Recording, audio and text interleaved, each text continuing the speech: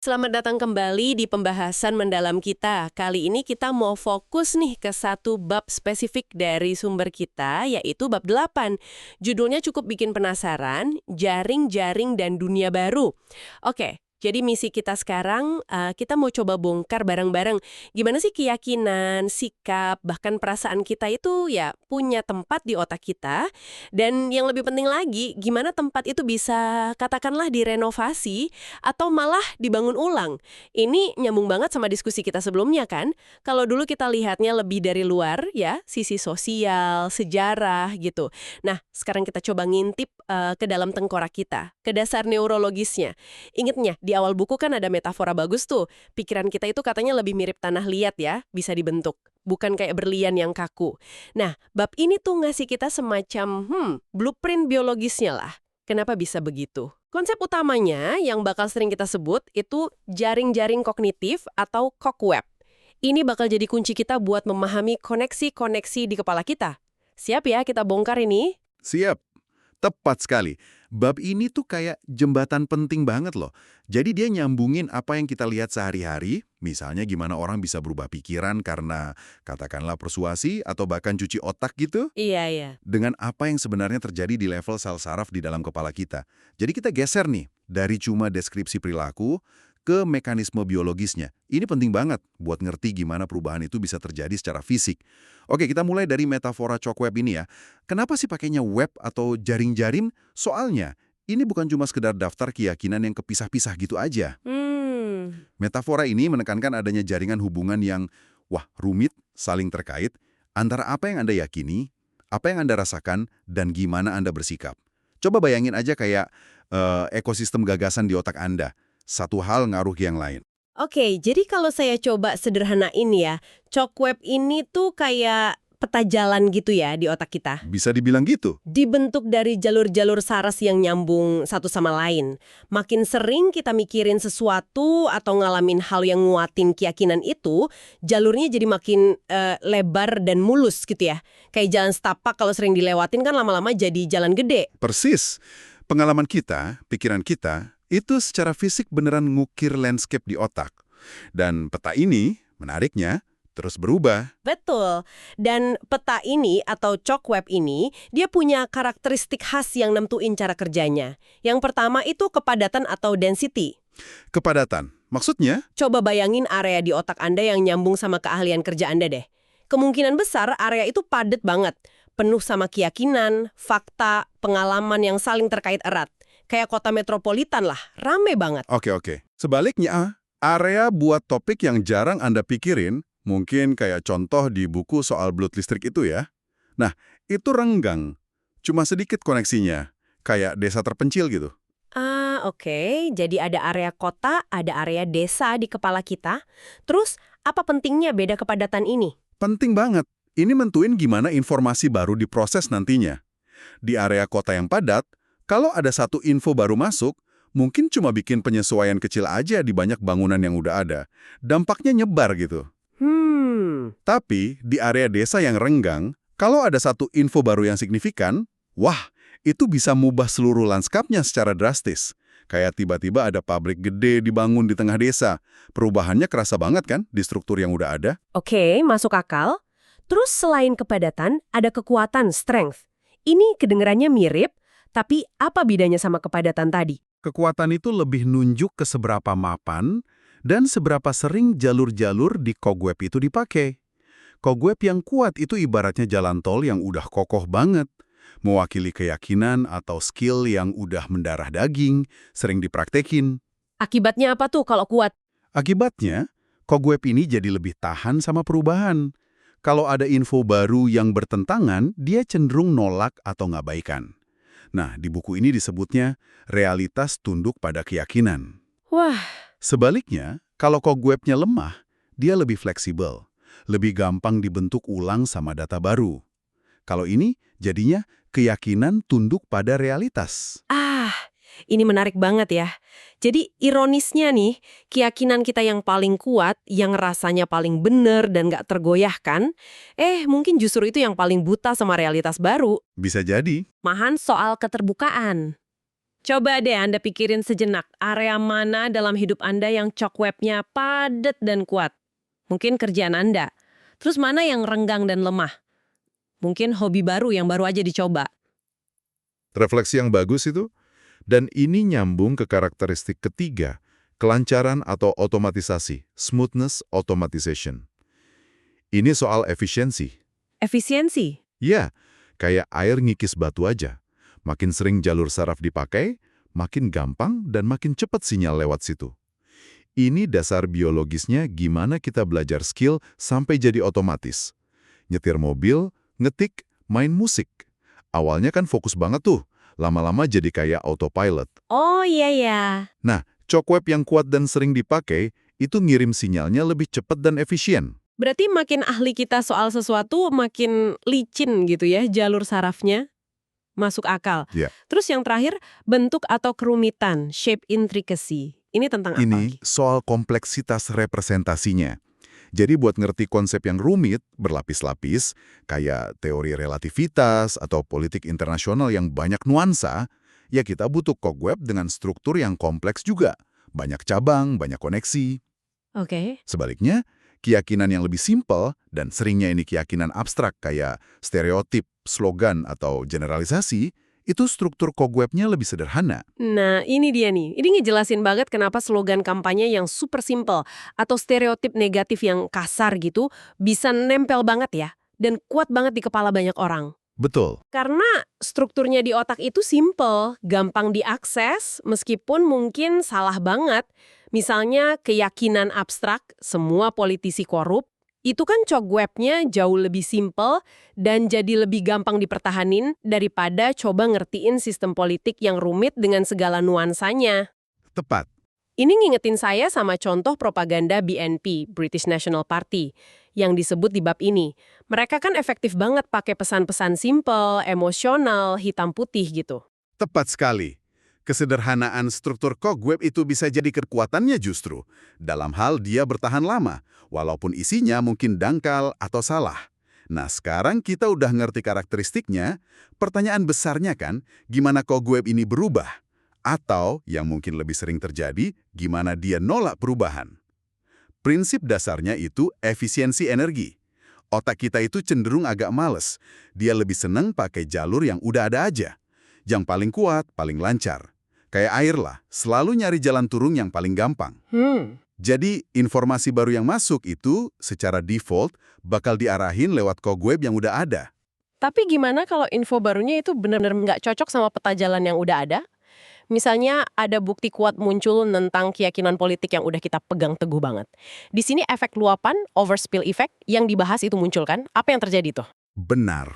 Ada dua kemungkinan utama. Tergantung seberapa kuat cobweb yang ditantang itu.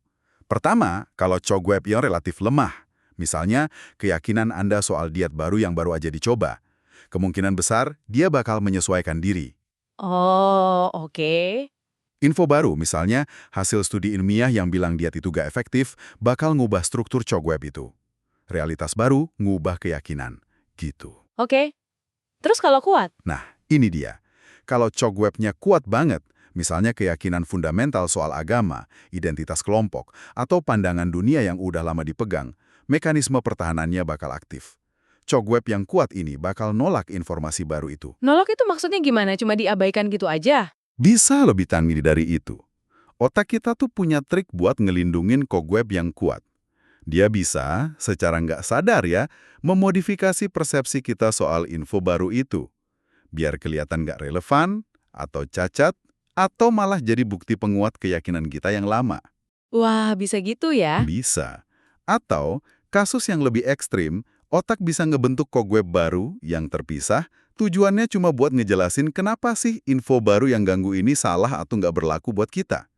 Disinilah keyakinan kita secara aktif ngebentuk cara kita lihat realitas. Wow. Ini ngingetin kekutipan di buku, umat manusia nggak tahan terlalu banyak realitas. Kita secara aktif ngebangun dan ngejaga dunia baru internal kita sendiri. Jadi kita nggak cuma pasif nerima info, tapi aktif nyaring, bahkan ngubah info itu biar pas sama dunia di kepala kita. Ini ada hubungannya sama filter bawah sadar yang disebut juga. Tepat sekali.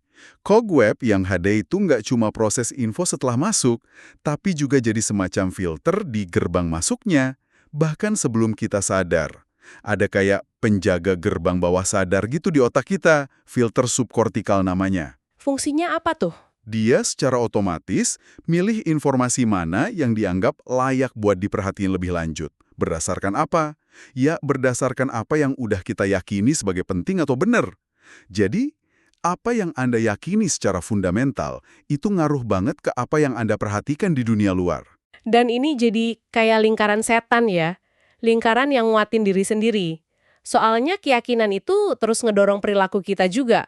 Betul. Kita jadi cenderung nyari teman yang sepemikiran, follow akun medsos yang isinya aminin pandangan kita, terus ngehindar dari debat atau info yang nantang. Kayak semacam perilaku protektif buat jaga cobweb kita tetap nyaman dan stabil. Kita bikin gelembung konfirmasi kita sendiri. Persis. Dan kerangka Cogweb ini ngebantu banget ngejelasin fenomena sosial yang sulit kayak prasangka dan stereotip. Prasangka itu seringnya kebentuk dari asosiasi dasar. Satu kelompok tertentu, misalnya berdasarkan ras, agama, kebangsaan, dihubungin sama isyarat sosial atau emosi negatif.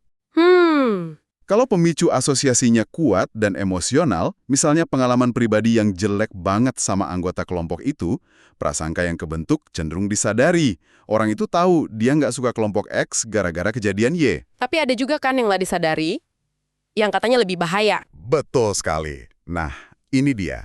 Kalau isyaratnya lebih halus, nggak terlalu dramatis, tapi sering banget kita terpapar, misalnya lewat gambaran media yang subtle, atau bercandaan yang diulang-ulang terus, atau omongan orang tua pas kita kecil, yang kebentuk bisa jadi stereotip bawah sadar.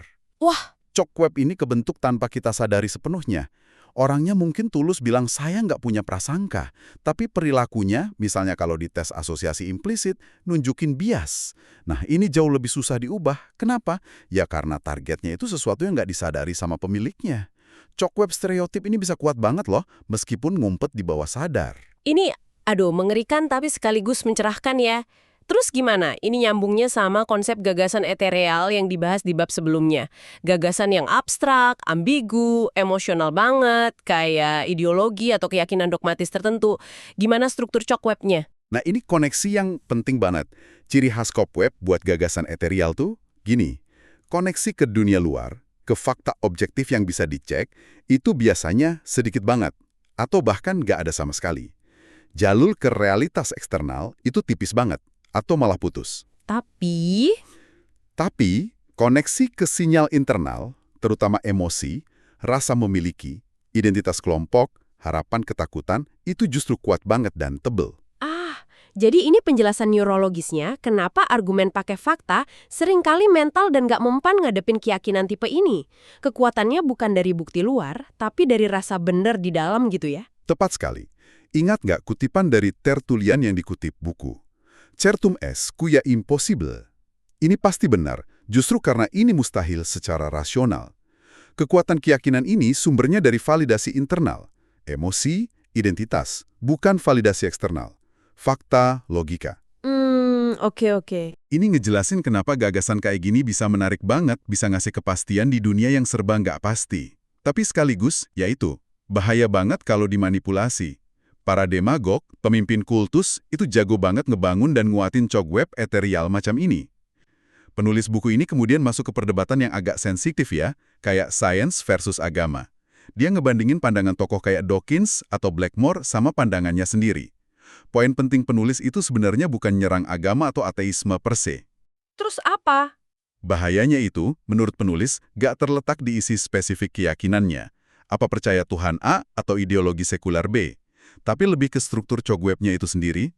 Kalau dia jadi eterial, maksudnya, jadi absolut, tertutup sama bukti dari luar, dan didorong banget sama emosi internal dan identitas kelompok. Jadi, masalahnya bukan apa yang dipercaya, tapi gimana cara mempercayainya.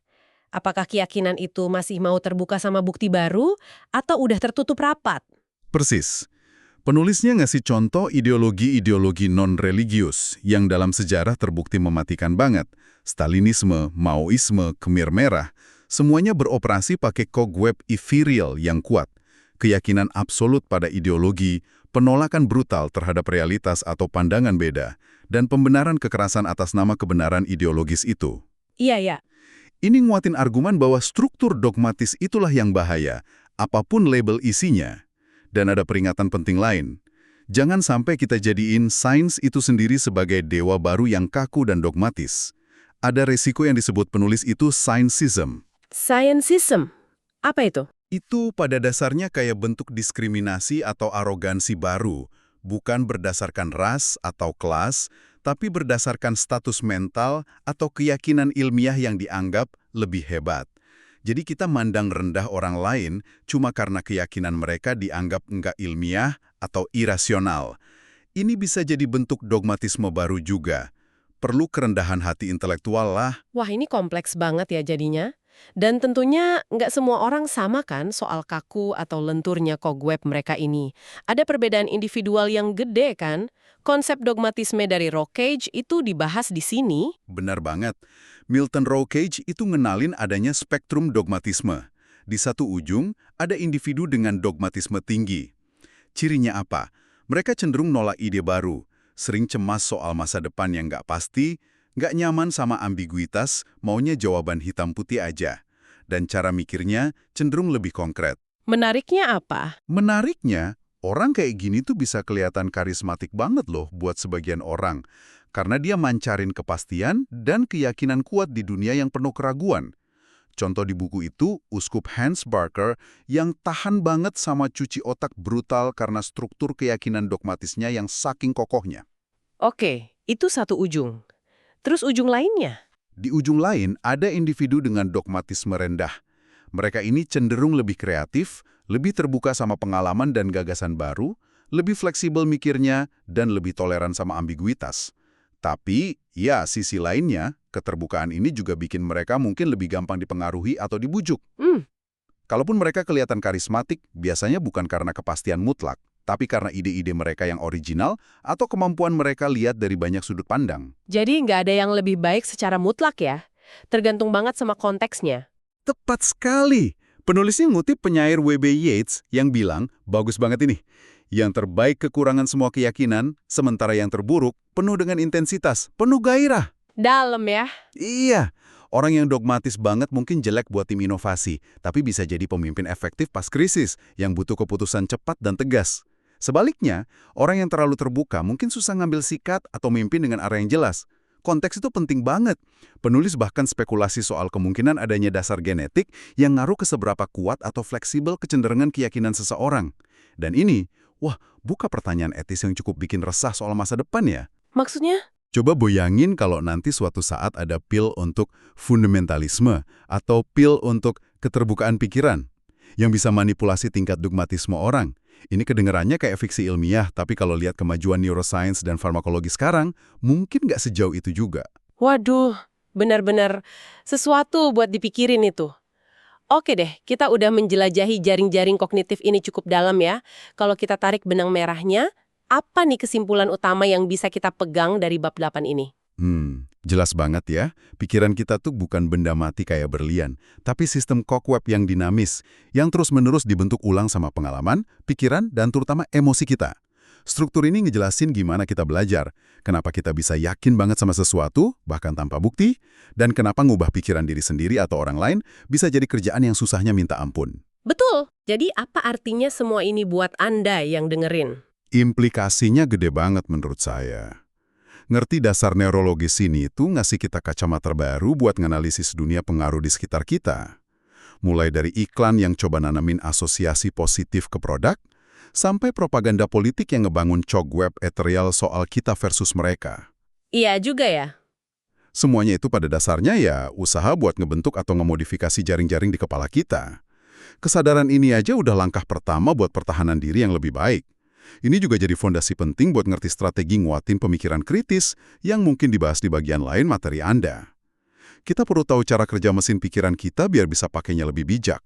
Oke, sebagai penutup nih, saya mau ninggalin satu pertanyaan buat Anda renungkan lebih lanjut. Kalau keyakinan kita yang paling dalam, hal-hal yang kita anggap inti dari diri kita, itu pada dasarnya cuma konstruksi cobweb yang dikuatin sama pengulangan, emosi, dan validasi sosial, seberapa besar sih kendali sadar yang sebenarnya kita punya atas pembentukan keyakinan itu? Pertanyaan bagus. Dan apa implikasinya waktu kita navigasi di lautan informasi zaman sekarang yang makin canggih, ngerancang pesan yang spesifik banget, nargetin dan ngebentuk jaring-jaring di kepala kita itu? Sesuatu yang layak direnungkan lah. Sampai jumpa di pembahasan kita selanjutnya.